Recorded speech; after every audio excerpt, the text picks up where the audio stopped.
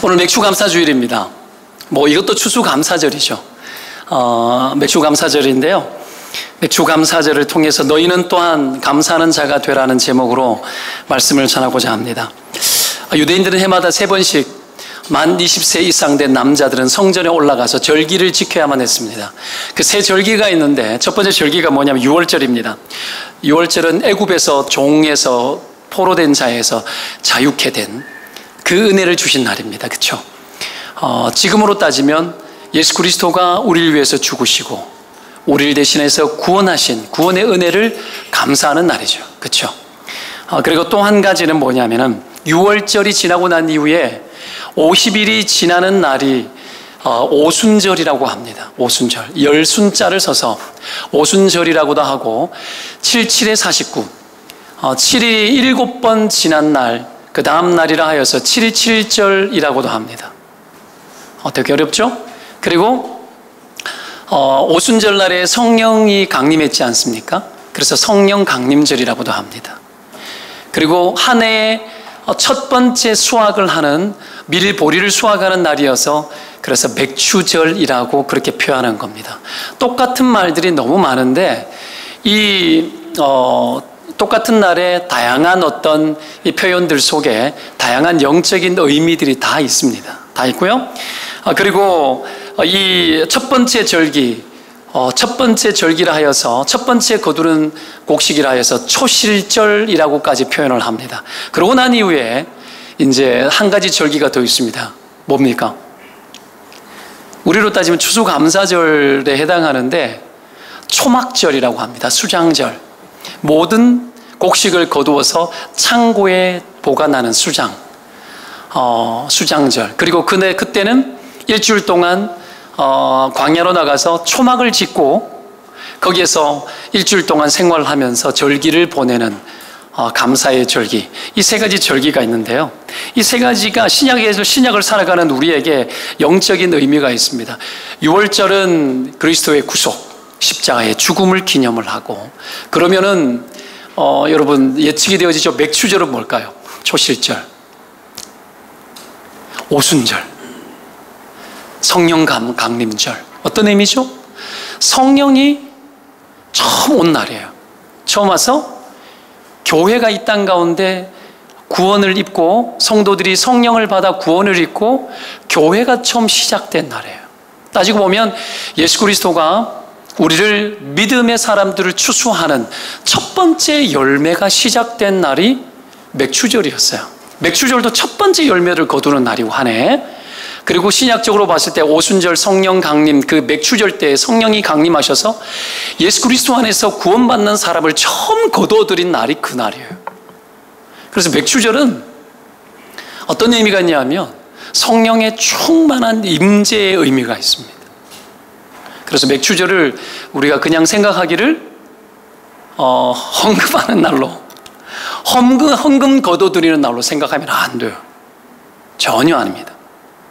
굉장히 신학적이고 신앙에 있어서 중요한 의미가 있습니다. 그러면 여러분 추수감사절은 뭘까요? 수장절, 초막절. 그것은 예수 그리스도가 이 땅 가운데 재림하는 것을 상징해요. 재림 오셔서 다 추수하는 것.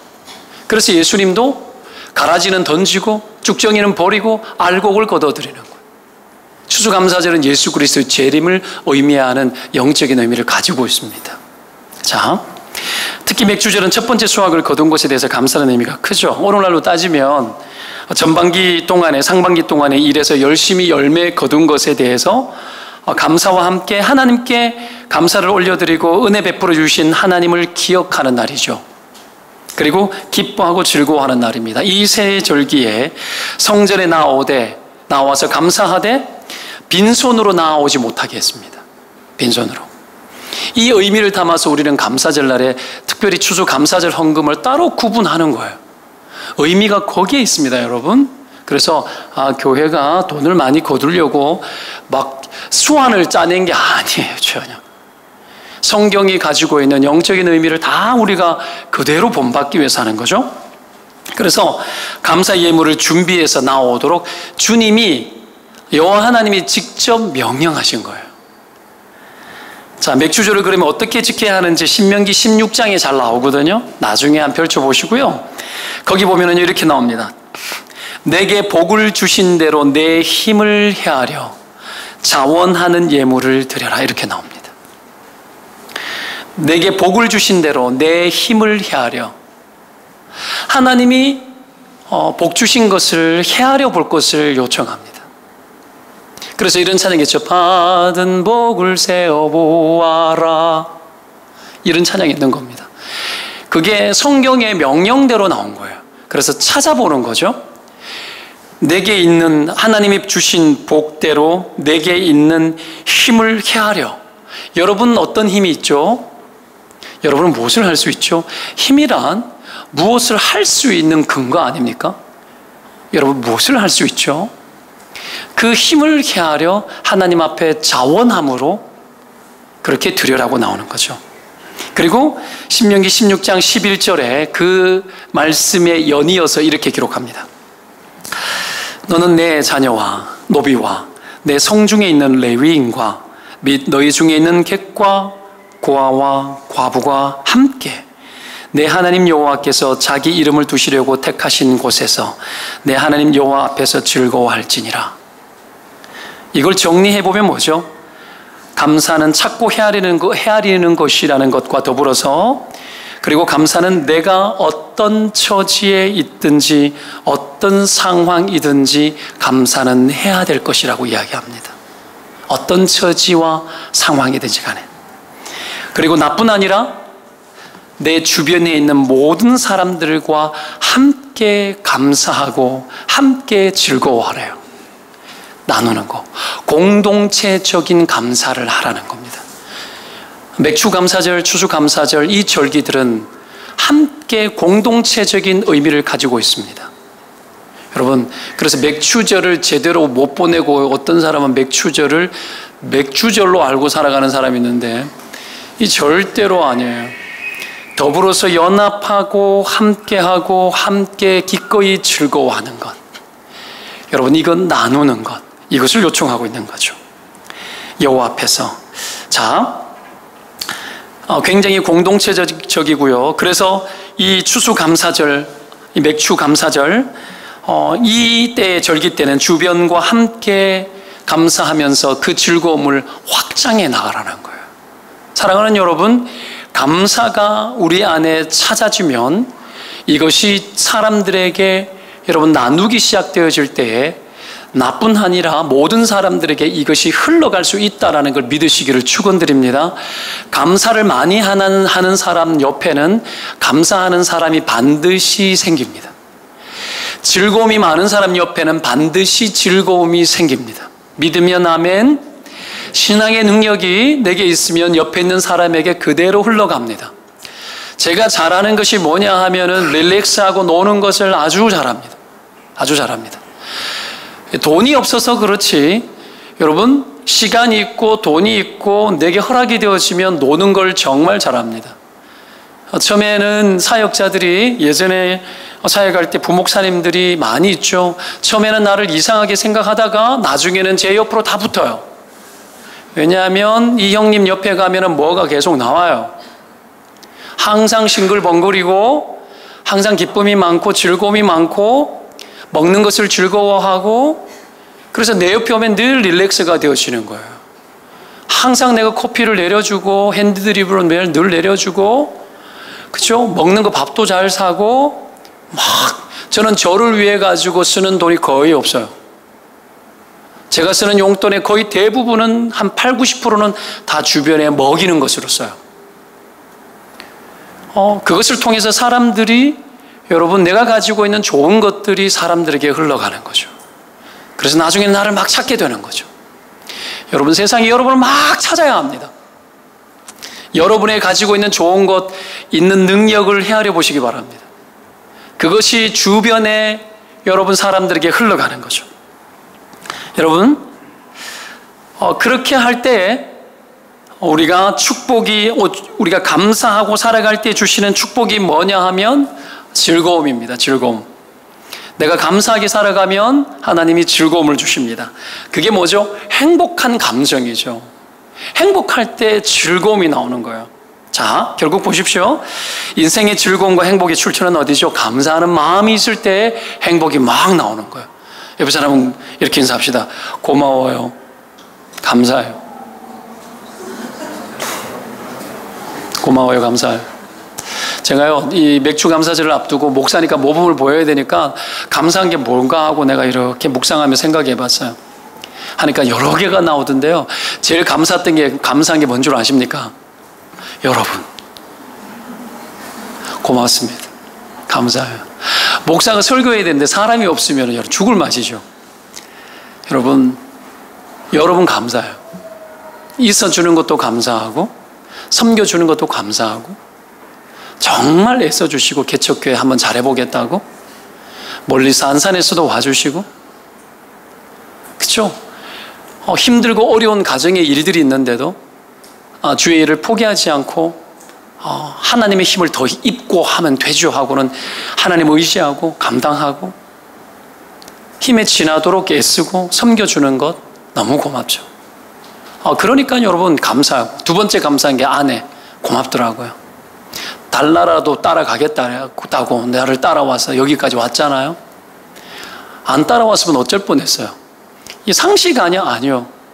많은 사람들이 진로를 놓고 고민할 때 아내가 반대하고 남편이 반대하는 경우가 많습니다. 고맙죠? 와서 막 힘들고 어려워도 열심히 해주죠. 자녀들도 고맙고 건강을 지켜주셔서 너무 감사하고, 여러분 막 살펴보니까 막 너무 많은 거예요. 부목사님도 보내주셔서 감사하고, 호주를 버리고 이거 정말 감사한 이슈 중에 하나예요. 제게는 너무 감사하죠. 하나님께서 이 감사가 넘치게 하도록 살필 때에 여러분 감사가 넘치도록 더 찾게 하시더라고요. 여러분 감사를 찾아보세요. 처음에는요 뭐지 생각이, 감사의 영적 사고가 우리 안에 굳어져 있어요. 아십니까? 감사할 것들에 대해서 영적 사고가 굳어져 있어요. 왜요? 감사가 터지면 행복해지고, 감사가 터지면 시험이 끝나는 거거든요. 여러분 알아요? 감사가 터지기 시작할 때 시험이 종결되기 시작하는 거. 그래서 감사의 메커니즘이 우리 안에서 여러분 마치 시스템처럼 만들어져야 돼요. 근데 감사를 안 하다 보니까 감사를 못 찾는 거예요. 근데 찾아야 돼요. 제일 좋은 건 쓰는 거예요. 집에 가서 올 6개월 동안 감사했던 것 5개만 써라 그러면 안 나와요. 한 20개를 써보십시오. 그러면 여러분의 머리가 막 쥐어짜야 될 거예요. 근데 쥐어짜다 보면 감사의 채널이 열립니다. 채널이 열리는 거예요. 그런 은혜가 있기를 주의 이름으로 축원드립니다. 아니면 여러분 감사한 사람을 갖다가 20명을 써보시라고요. 감사했었던, 한 번이라도 고마웠던 사람, 내게 미소 지어줬던 것, 그것이 우리로 하여금 감사의 채널을 엽니다. 이런 것들이 계속 열려야 되죠. 이거 안 하면 굳어지는 거죠. 그래서 자꾸 찾아야 되는 겁니다.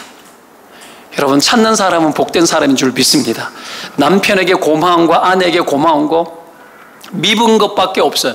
찾아보면 미운 것밖에 없고, 내가 죽지 못해 살고 있다 막 이러고 살아가는데 막 인상 팍 쓰고 있는 분들이 지금 몇 분 계셔요.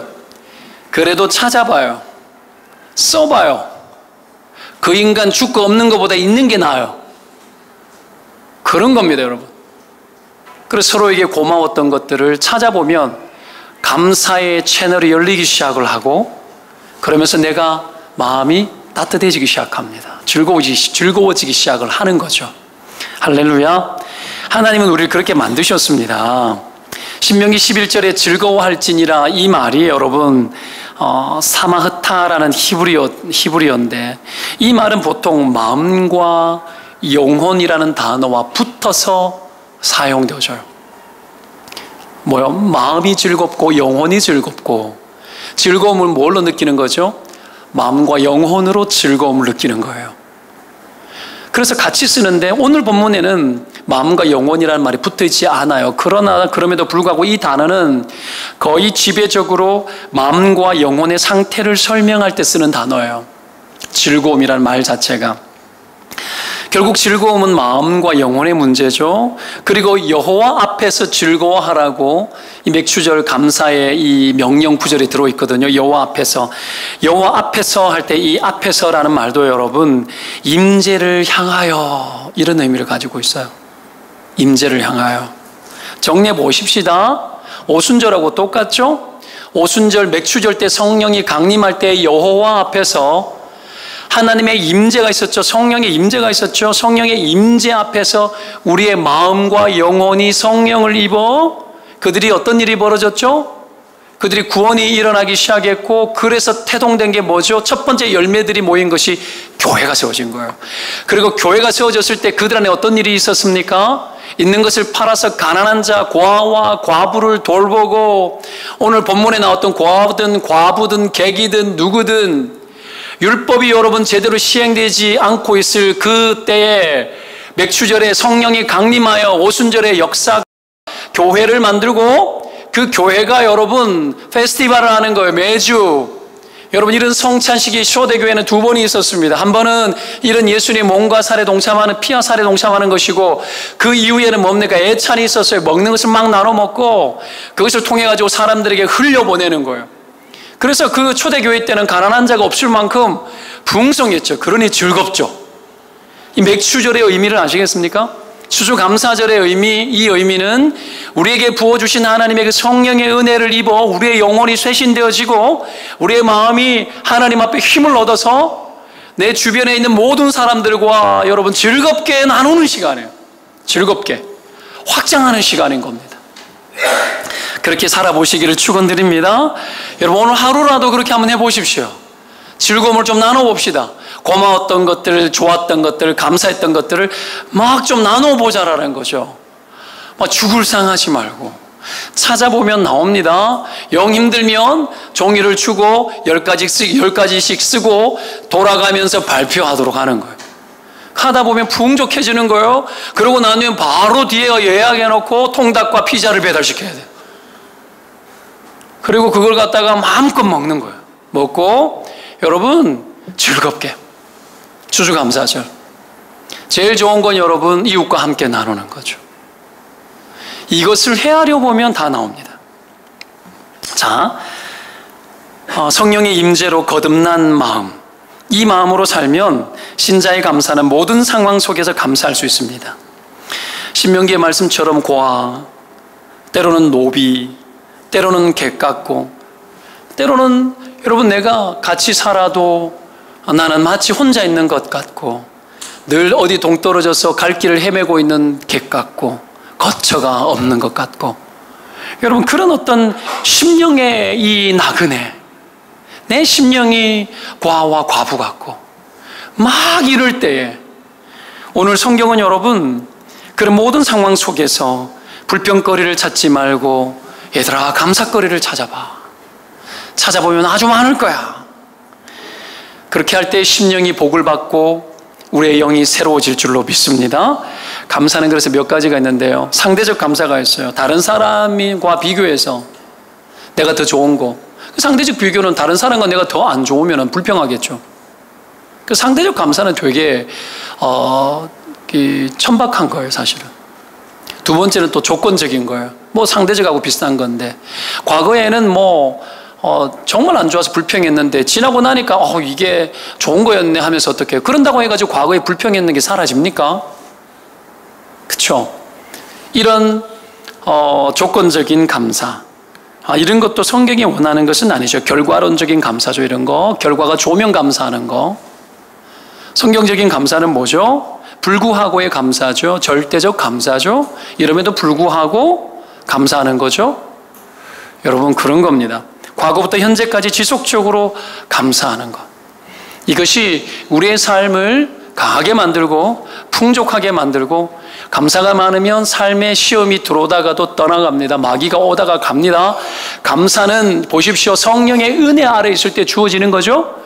심령이 여러분 감사로 채워지면 나쁜 게 들어올 수가 없어요. 못 들어옵니다. 부정적 감정이 못 들어와요. 감사하면 의심도 안 들어와요. 감사하는 자가 제일 지혜로워요. 제일 똑똑합니다. 여러분 불평이라는 것이 내 안에 차고 넘치면 우리의 시각이 바뀝니다.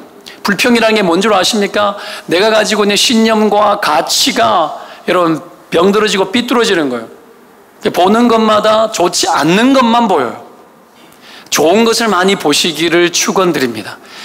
그러니 여러분, 그 사람을 통해서 하나님 일하고 싶어요. 그 사람 통해서 사람들을 많이 끌어안고 싶어 하신다고요. 자, 이런 어떤 감사, 이런 성경적인 불구하고의 감사들을 잘 하기 위해서 오늘 골로새서의 말씀은 어떻게 감사할지에 대해서 우리에게 몇 가지로 제안을 하고 있습니다. 첫 번째가 뭐냐면 그리스도의 평강이 너희 마음을 주장하게 해야 감사할 수 있다고 이야기합니다. 그리스도의 평강이 너희 마음을 주장하게 하라. 이건 마음으로 하는 감사입니다. 마음으로 하는 감사. 감사가 마음으로 해야 되겠죠. 그러려면 어떻게 해야 된다고요? 그리스도의 평강이 마음을 주장하게 해야 마음으로 감사할 수 있대요. 자, 평강은 예수 그리스도만 줄 수 있습니다. 평강은 예수 그리스도만 줄 수 있습니다. 성경의 아기 예수 그리스도를 이사야서 예언할 때 이사야서에서 평강의 왕이라. 여러분, 평강의 왕이라고 이야기합니다. 왕은 뭐 하는 거죠? 통치자죠. 통치자죠. 왕이 하는 일은 통치자인데 예수 그리스도가 하시는 왕적 통치가 뭐냐 하면은 평강을 주는 겁니다. 평강. 할렐루야. 여러분, 예수 그리스도를 주라고 고백하고 내 심령 가운데 예수 그리스도를 주인으로 모시고 두기를 원하는 자들마다 여러분, 평강이 여러분의 것이 될 줄로 믿습니다. 평강은 예수님만 줍니다. 세상이 주지 않아요. 요한복음 14장 27절 말씀 읽어드립니다. 평안을 너희에게 끼치노니 곧 나의 평안을 너희에게 주노라. 내가 너희에게 주는 것은 세상이 주는 것과 같이 아니하니라. 너희는 마음에 근심하지도 말고 두려워하지도 말라. 자, 평안은 예수님께 받아라는 거예요. 딴 데서 찾지 말라라는 거죠. 세상에서 평안을 얻을 생각하지 말라라는 거예요. 없다라는 겁니다. 내가 주는 것은 다르대요. 전혀 다른 걸 준대요. 그렇게 할 때는 근심도 없고 근심하지 말라, 두려워하지 말라 그랬잖아요. 평강이 있으면 근심도 이기고 두려움도 이깁니다. 그리스도로 하여금 평강이 주장하도록 사시기를 축원드립니다. 평강이 여러분 세상 보면 평강 깨집니다. 분명히 말하지만 깨져요. 흔들립니다. 흔들립니다. 보지 말아야 돼요. 세상의 것을 흠모하지 말아야 됩니다. 그런 것 때문에 내가 흔들릴 수 없습니다. 그렇게 할수록 여러분 근심과 두려움이 더 들어오는 거죠. 해야 될 것은 단순합니다. 평강이 내 마음에 주장하도록 해야 됩니다. 주장하다, 다스리다 이 말이에요. 다스리다. 불안이 오고 심령이 흔들릴 때 그러면 어떻게 다스립니까? 예수 그리스도를 어떻게 계시게 합니까? 여러분, 우리가 예수 그리스도를 이미 주님으로 고백하고 있지 않습니까? 이미 주로 계시죠. 그 주님을 다시 찾아야 돼요. 어떻게 찾습니까? 시편의 기자들은 이렇게 이야기했어요. 이렇게 다스렸습니다. 내 영혼아 어찌하여 불안하고 낙심하느냐? 너는 너의 하나님을 바라보라. 이렇게 기도했습니다. 평강을 어떻게 내 마음 안에 예수 그리스도로 주인 되도록, 그리하여 어떻게 평강을 내게 오도록, 평강이 주어지도록 합니까? 예수 그리스도의 이름으로 다스리는 겁니다. 내 영혼아 예수님의 이름으로 명하노니 불안하지 말지어다, 잠잠할지어다. 이렇게 선포하는 것이 통치입니다.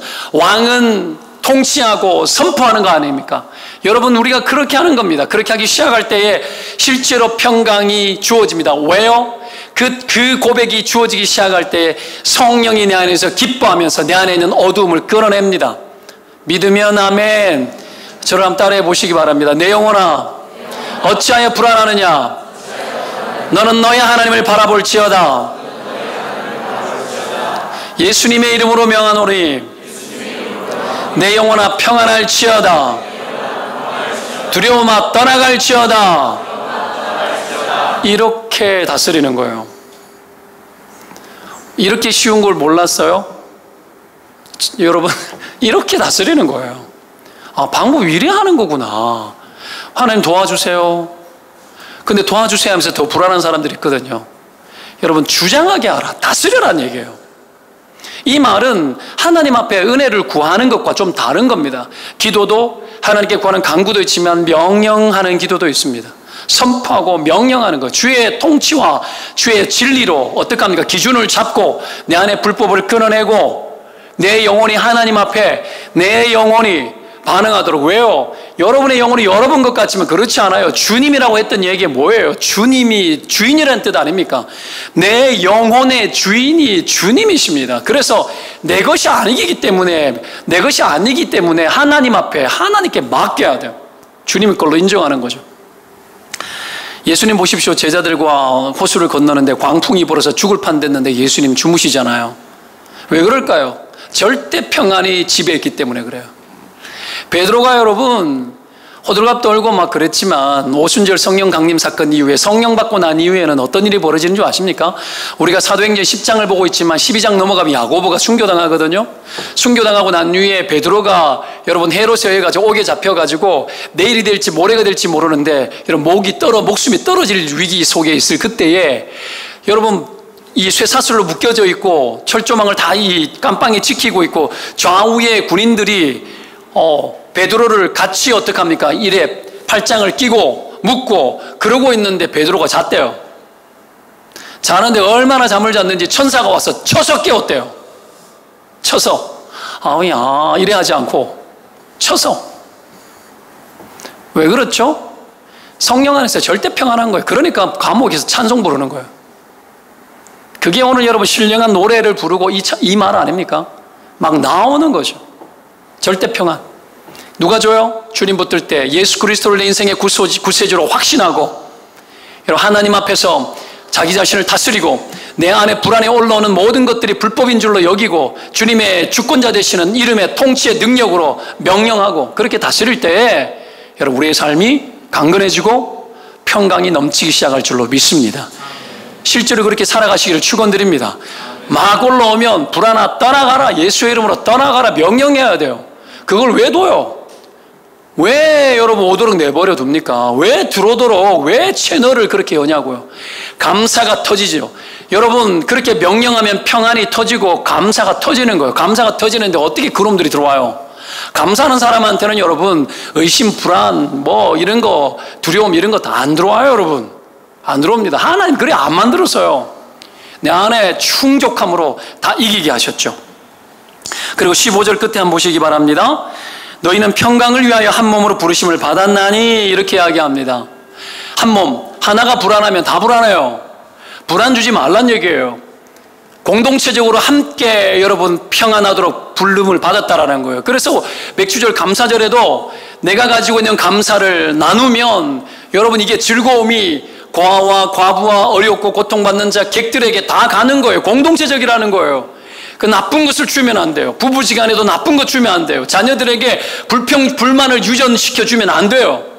절대로 안 돼요. 감사 잘하는 거, 기쁘게 사는 거, 즐겁게 사는 거, 뭐 이런 일이 터져도 괜찮아 하는 거.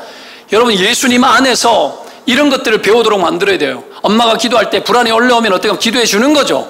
걱정되고 불안하면 예수의 이름으로 모든 걱정들 끊어질 쫙 해주는 거예요. 아내가 아내 위에 머리 위에 손 얹고 기도해 주는 거죠.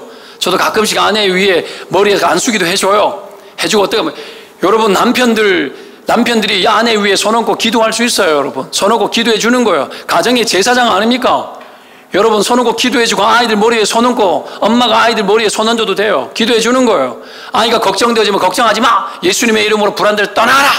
선포하고 명하고 예수 이름 앞에서 여러분 내가 내 인생의 내 영혼의 주인이 주님인데 예수 이름 여러분 선포하면 내 영혼이 잠잠해지지 않아요? 당연하지. 잠잠해지지. 당연합니다. 여러분 이것이 상식이 되시기를 축원드립니다. 이것이 우리의 삶에 여러분 보편적으로 흘러넘치기를 축원드립니다. 마음의 우울함이 올 때 너무 많이 와서 우울증이 온 거예요. 계속 내버려둬서 방치해서 그게 못 들어오게 만들어야 되는데 이 나쁜 것들이 못 들어오게 만들어야 되는데 자꾸 들어오거든요. 생각의 채널이 약하고 감정의 채널이 약해졌죠. 상처 때문에. 그래도 들어올 때 어떡합니까? 실제로 그 예수 그리스도의 이름을 믿고 선포하고 명예봐야 합니다. 하나님이 역사 하나 하지 않으나 여러분 봐야 됩니다. 이것이 여러분의 삶 가운데 살아나기를 축원드립니다. 이것이 오늘 성경은 어떡합니까? 그것을 위해서 부르심을 입었다. 사명이래요. 사명, 평강은 사명입니다. 교회가 평안한 것은 사명이고 예수 믿는 자가 평강의 왕 되신 예수 그리스도를 의지하고 평안하게 사는 것은 사명이라는 거예요. 인생 살면서 거대한 일들을 많이 하지 않더라도 하나님이 우리에게 주시는 가장 근본적인 사명이 뭐냐면 평안하게 사는 거예요. 예수 믿는 자들이 평안하게 사는 거예요. 불평이 올라올 때에 여러 불평거리를 갖다가 예수의 이름으로 다스리고 끊어내고 평안을 찾고 하나님이 주신 은혜를 계속 찾는 것, 이것 때문에 여러분 하나님 믿는 자의 생명력들이 세상 가운데 흘러가는 거죠. 이것이 여러분 강한 그리스도인입니다. 강한 그리스도인. 이 평강의 주를 여러분 심령 가운데 다시 한번 모시기를 주의 이름으로 축원드립니다. 실제적으로 여러분 그렇게 행하시기를 주의 이름으로 축원드립니다. 내가 말하면 박동성 목사 이렇게 이야기하면 맞는 줄로 알고 여러분 해보십시오. 하세요. 언제까지? 될 때까지. 끊임없이 내 안에 훈련되어질 때까지 하는 겁니다. 그렇게 하기 시작할 때 여러분 안에 강력한 하나님의 힘이 여러분 들어올 줄로 믿습니다. 두 번째로 말씀이 풍성하게 거하게 해야 감사할 수 있습니다. 이거는 입으로 하는 감사입니다. 첫 번째 거는 마음으로 하는 감사고 예수 그리스도가 주가 되게 하셔서, 두 번째 것은 입으로 하는 감사입니다. 입으로 하는 감사를 잘하려면 말씀이 풍성히 거해야 가능합니다. 왜 그런지를 우리가 좀 나눠봅시다. 자, 입술로 반응하는 건데 뭐든지 풍성해야 흘러넘치죠. 그렇죠? 풍성해야 흘러넘칩니다. 16절에 이렇게 나옵니다. 한번 읽어보겠습니다. 16절 시작. 그리스도의 말씀이 너희 속에 풍성히 거하여 모든 지혜로 피차 가르치며 권면하고 시와 찬송과 신령한 노래를 부르며 감사하는 마음으로 하나님을 찬양하고. 자, 여기 보면 감사에 대한 이야기를 또 하면서 16절 말씀을 기록을 하고 있습니다. 이 모든 것의 전제가 뭐냐 하면 그리스도의 말씀이 너희 속에 풍성히 거하여, 이게 전제입니다. 그리스도의 말씀이 풍성히 거하여. 그때 우리 안에 흘러넘치는 것이 있는데 그 흘러넘치는 것이 여러분 우리의 입술 속에서 흘러넘칩니다. 자, 앞에 보십시오. 지혜로 피차 가르치고 입으로 하는 겁니다. 권면하고 입으로 하는 겁니다.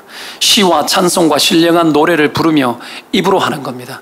감사하는 마음을 가지고 하나님을 찬양하고 예배하고 입으로 하는 거예요. 감사를 입으로 잘하네요. 말을 잘하네. 생각은 하는데 말은 안 해. 이게 우리로 하여금 감사를 막는 아주 나쁜 요소 중에 하나입니다. 감사를 찾아야 되겠고 감사를 입으로 말하라고 이야기합니다. 그리고 영적인 언어를 통해서 하나님을 높이고 그리고 권면도 하고. 자, 오늘 이 말씀이 풍성할 때 우리 안에 신앙의 깊이도 깊어지고 말씀이 풍성히 거하는 것으로 우리의 형통의 능력이 달라집니다. 요셉이 애굽의 노예로 있을 때 여호와의 말씀이 응하기까지 그 발이 착고에 채워져 있었다고. 그는 하나님의 뜻이 이루어지고 하나님의 말씀대로 자기 인생이 되어질 것을 기다리고 요청하며 있었고, 그래서 그의 인생이 형통한 길이 되었던 것을 우리는 기억합니다. 여러분, 어저께 큐티를 하는데 어제 큐티 본문이 뭡니까? 이삭이 이삭 때에 또 흉년이 들었더라, 그겁니다. 첫 구절을 보는데 맞아, 흉년이 오는구나. 보니까 살펴봤습니다. 제가 아브라함 때도 큰 흉년이 들어서 애굽을 갔어요. 이삭 때도 흉년이 들어서 애굽으로 가려고 하다가 그랄 땅에 머물러라고 하나님이 나타나셔서 계시를 주는 거죠. 그리고 여러분 야곱 때 보십시오. 요셉이 먼저 가 있었고 야곱 때는 실제로 애굽에 다 갔죠. 이 세상인데 흉년이 오면 애굽으로 가려고 하잖아요. 근데 어제 본문 보니까 그랄 땅에 머물러라, 그러면서 하는 이야기가 복을 주시는 거예요. 그래서 저는 그렇게 적용했습니다. 가뭄이 오는군요, 주님. 맞습니다. 인생의 흉년은 오는군요. 주기적으로 오는군요. 받아들입니다, 주님. 제가 받아들입니다. 그리고 근데 하나님, 이 흉년의 때에 하나님 복 주려고 하시는군요. 사고가 뒤집어져야죠. 생각이 뒤집어져야죠. 예수 믿는 자와 믿지 않는 자의 생각의 차이가 뭡니까? 뒤집어 보는 겁니다. 하나님은 흉년의 때를 통해서 하나님 더 큰 복을 주실 줄로 믿습니다. 반드시요. 그러니 굉장히 은혜가 되더라고요. 내 인생에는 흉년이 없겠습니까? 제게도 흉년이 있습니다. 흉년 같은 게 있습니다. 하나님 앞에서 여러분 흉년이 있을 수 있습니다. 하는 대로 되지 않는 게 흉년입니다. 농사를 지었는데 열매 안 맺어지는 게 흉년 아닙니까? 노력한 만큼 안 되는 게 흉년입니다. 내가 살았는 만큼 여러분 다 거두어집니까? 안 되어져요. 내가 한 만큼 안 나와요. 이 죄 많은 세상 속에서 내가 노력한 만큼 잘 되지 않습니다. 그런 흉년이 있을 때도 하나님께서는 계획이 있고 섭리가 있고 복 주시려고 애쓰고 있다는 거 믿으시기를 축원드립니다.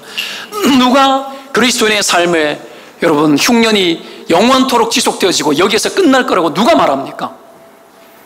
우리의 생에는 여러분 흉년 같지만 위장되어져 있는 하나님의 축복들이 있다는 걸 기억하시기를 축원드립니다. 여하튼 말씀이 들어오니까 내 안에 기근처럼 보이는 것들이 복의 통로라는 인식이 들어오니까 거기서 어떡합니까? 우리의 복잡한 사고가 정리되어지더라는 거죠. 인생의 기근이 여러분 결국은 왜 오느냐? 하나님의 말씀이 기근이 들어서 그래요. 그래서 아모스 8장 11절 말씀에 이런 말씀이 있습니다. 주 여호와의 말씀이니라. 보라, 날이 이를지라. 내가 기근을 땅에 보내리니 양식이 없어 주림이 아니며 물이 없어 가람이 아니요 여호와의 말씀을 듣지 못한 기갈이라. 말씀이 없으면 먹어도 마셔도 해소가 안 돼요. 계속 기갈 상태로 있는 겁니다. 때문에 말씀이 풍성하게 거하도록 부어지도록 여러분 노력하는 게 중요합니다. 하나님의 말씀은 그럼 어떻게 해요? 마음이 안 생기는데 명령으로 나와요. 성경은 우리의 죄성을 압니다. 우리의 죄성을 알기 때문에 감동이 되어져서 한다 그러면 다 망합니다. 그래서 모든 중요한 것은 명령해 놨습니다. 기도하라, 명령. 이 말씀을 주야로 묵상하라. 모든 것이 명령이에요. 말씀과 기도, 사랑 다 명령입니다. 하나님을 사랑하고 이웃을 사랑하는 모든 구절은 다 명령입니다. 왜요? 감동되어질 때 기다리면 절대 감동 안 되는 우리의 심령이기 때문에. 명령이에요. 성경 보는 것 명령입니다. 큐티하는 것 명령입니다. 통독하는 것 명령입니다. 여러분, 이거 무시하면 우리의 영혼이 기갈이 오고 흉년이 듭니다. 그대로 갑니다. 성경은 거짓말하지 않습니다. 우리가 완전한 자가 아니기 때문에 하나님 말씀이 빠져나가면 금세 육신으로 바뀝니다. 여러분, 영적인 실증감들은 우리의 삶에 늘상이 있습니다. 큐티책 앞에 놓고도 해야 되는 거 알면서도 여러분 안 펼칩니다. 여러분, 그거 안 되어지고 나의 불안함을 달래기 위해서 핸드폰 펼쳐들고 그거 보면서 시간을 때우는 거예요. 그것을 핑계 삼아서 딴 데 가는 거예요. 밤에 밤잠 안 자고 밤잠 설쳐가면서 여러분 텔레비 막 보고 홈쇼핑 막 하고 막 그래 되는 겁니다. 게임 막 하고. 여기 이 젊은 세대들은 여러분 났을 때부터 PC를 끌어안고 살았기 때문에 게임 막 이런 거 좋아하지 않습니까? 그럼 밤에 어떡합니까? 켜놓고 게임 막 하는 거예요. 그러면 안 되는 거예요. 영적인 실증감들이 내 안에 올라오는 거 여러분 계속 방치해두면 흉년을 맞이하는 것이 아니라 흉년을 넘어서서 위기가 옵니다. 흉년보다도 여러분 흉년 때는 피하면 되는데 피할 수 없는 위기가 온다고요. 이것도 안 되고 저것도 안 될 때가 올 수 있어요. 여러분 때문에 하나님의 말씀이 풍성히 거하도록 하시기를 주의 이름으로 축원드립니다. 그렇게 말씀이 부어지면 심령이 만족하게 채워져서 흘러넘치는데 그렇게 했을 때에 정상화되어지는 것이 몇 가지가 있습니다. 첫 번째가 뭐냐면 피차 가르치고 권면하는 것이 돌아갑니다. 무슨 얘기냐? 말씀이 없으면 가르칠 수 없어요. 내게 말씀이 없으면 권면할 수가 없어요. 잘못됐는데 말씀이 없으면 뭐가 잘못된지 몰라요. 그래서 초점이 흐려지고 자꾸 갈팡질팡해요. 명확하게 딱 붙잡아야 되는데 못 붙드는 거예요. 말씀이 없으면 저 사람이 잘못됐는데도 왜 권면해야 되는지, 어떻게 권면해야 되는지에 대해서도 알 수가 없는 거죠. 때문에 고집불통으로 살아갑니다. 하나님 말씀 없으면 고집불통으로 살아가요. 다른 사람 권면뿐 아니라 이 모든 것이 공동체적입니다. 다른 사람의 권면뿐 아니라 가르치는 것도 안 되어지고 그리고 나 자신에 대해서도 권면이 안 돼요. 말씀이 없으면 내가 안 바뀌어요. 절대로 안 바뀝니다. 성령은 말씀 통해서 우리를 바꿉니다. 진리를 통해서 우리를 바꾸지 그냥 성령이 우리를 바꾸지 않아요. 진리를 통해서 우리의 사고방식이 영적 사고방식이 되게 하고 영적 사고를 하기 시작할 때에 내가 삶에 삐뚤어진 것들이 보여서 회개가 일어나고 심령이 변화되어지는 겁니다. 그 심령의 변화를 성령이 하는 거예요. 진리가 없는데 성령이 어떻게 역사합니까? 하나님의 진리, 말씀이 들어가야 되는 거죠. 그리고 둘째는 여러분 신앙의 반응이 살아납니다. 반응. 시와 찬송과 신령한 노래 반응이 나오는 거예요. 피리를 불어도 춤추지 않고 아무런 반응이 없는 거예요. 하나님이 우리에게 어떤 은혜를 주시면 반응이 일어난다라는. 여러분 반응이 없어요. 교회를 다니고 있는데 반응이 없어요. 진리가 들어가는데 반응이 없어요. 변화가 일어나지 않아요. 반응이 없다라는 건 변화가 없다는 얘기예요. 여러분 시와 찬송과 신령한 노래가 막 나와야 되는데 하나님 앞에 흥얼흥얼거리는 찬송도 나오고 하나님 앞에 믿음의 고백도 막 나오고 여러분 간증도 막 나오고 하나님에 대해서 말하고 싶고 이런 반응이 흘러 넘쳐서 입으로 나와야 되거든요. 입술로 하는 감사잖아요. 나와야 되는데 안 나와요. 반응이 없다라는 거죠. 굳어진 거죠. 말씀이 없는데 어떻게 굳어진 게 풀어집니까? 그 어떤 것도 진리가 아니고서는 깨뜨릴 수 없습니다. 그렇죠? 하나님의 말씀으로 모든 굳어진 것들을 다 깨시기를 주의 이름으로 축원드립니다. 그럼 반응이 있는 신앙생활, 반응이 와요. 뭐 이렇게 말 한마디 하면 그래요? 네. 셀 모임 갈까요? 네, 좋아요. 그래도 되는가요? 좋은가요? 이 반응이 나와요. 이 반응이 일어나요. 부부지간에도 반응이 나와요.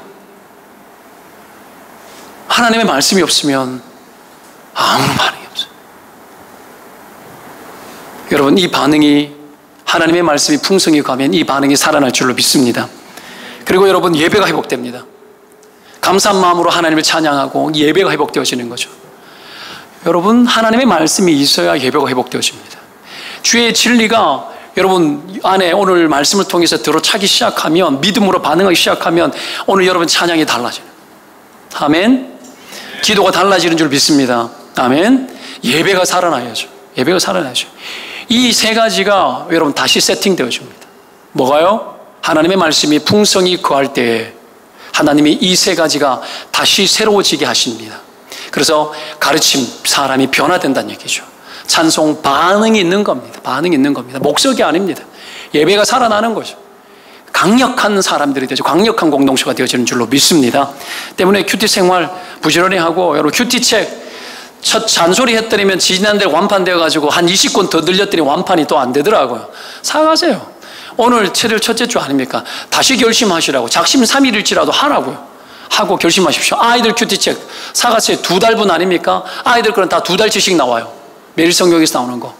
여러분 한 번 구입해서 2달 가는데 안 되더라. 여러분 아이들 큐티는 부모님이 해야지 되어져요. 아이들은 부모님 보고 해요. 여러분 그렇게 하셔야 됩니다. 아이들 큐티는 엄마가 도와야 돼요. 아빠가 도와야 돼요. 도우면서 영적 사고가 같이 일어나는 거예요. 아이들도 은혜 안 받으면 못 살아요.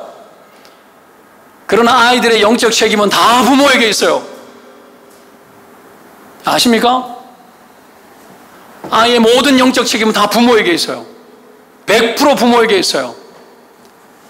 그래서 아이들이 어린아이의 입술을 통해서 권능을 바란다고 하는 거예요. 아이들은 믿음을 그대로 흡수해요. 이때 안 주면 언제 주려고? 사춘기 때 믿겠지. 사춘기 때 오냐 믿겠다. 여러분 안 돼요. 지 고집 생기고 자기 가치관이 강해질 때 여러분 자기가 선택하려고 그러지 부모님 따라가지고 교회는 가도 여러분 피동적으로 움직이기 시작하면 더 이상 여러분 그 믿음의 세계가 제대로 열리지 않아요. 아이 때 잘 내놔야 돼요. 기본기. 그러면 아이들 큐티를 어떻게 해야 됩니까? 얼마나 재밌는지 몰라요. 저 큐티 책이. 학습도 같이 해야 되고 엄마가 옆에 펴들고 같이 해야 돼. 엄마는 2번 해야 돼. 아빠는 2번 해야 돼. 그래 도와줘야 돼요. 쭉 하도록 습관되도록. 여러분 습관이 되어지면 여러분 하라 소리 안 해도 어느 날 갑자기 하기 시작합니다. 그렇게 되어져야 되겠죠. 여러분 우리 아이들 제가 이야기했죠. 너 큐티 안 하면 학원 가지 마. 다른 애들은 학원 안 가도 좋다 그랬지 몰라도 우리 애들은 학원 안 가면 안 좋아요. 왠지 알아요? 공부하는 게 우리 아들 음악하는 애잖아요. 안 가면 여러분 끝나요. 끝나요. 그래서 여러분 엄포를 놨더니만 어떻게 대신에 다 하면 5,000원씩 용돈 더 줄게 했더니만 2주째 잘하고 있어요. 다 했다고 또 용돈 내놔라고 당당하게 요구하더라고요. 4번 이상 하면 용돈 안 줘요. 학원도 안 보내요. 가지마. 하나님 앞에 네 인생 붙들렸는데 네가 말씀도 안 보고 네가 인생 잘 되리라 생각하지 마. 나는 그걸 원치 않아. 못되게 이야기했더니만 애들이 정신 좀 차리더라고요. 여러분 뭐 꼭 이런 건 아닐지라도 즐겁게 할 수 있도록 할 때에 하시라고. 사춘기 때는 여러분 막 이래 가야 돼. 목사 자녀도 이런데 여러분의 자녀라고 해가지고 더 좋아질 거라고 함부로 생각하지 마요. 여러분 아십니까? 안 쉬워요. 때문에 말씀이 풍성하게 가할 수 있도록 도와줘야 이 아이들이 강력한 리더십을 가지고 인생을 살 수 있는 줄로 믿습니다. 그거 원하잖아요. 내 새끼 잘 되는 거. 그거 원하면 여러분 내가 하나님 앞에 어떻게 해야 될지 부모가 보여줘야 됩니다. 마지막으로 예수의 이름으로 힘을 입어야 합니다. 그래야 우리가 감사할 수 있습니다. 자, 우리의 삶과 생활로 감사라는 겁니다. 첫째는 뭐로?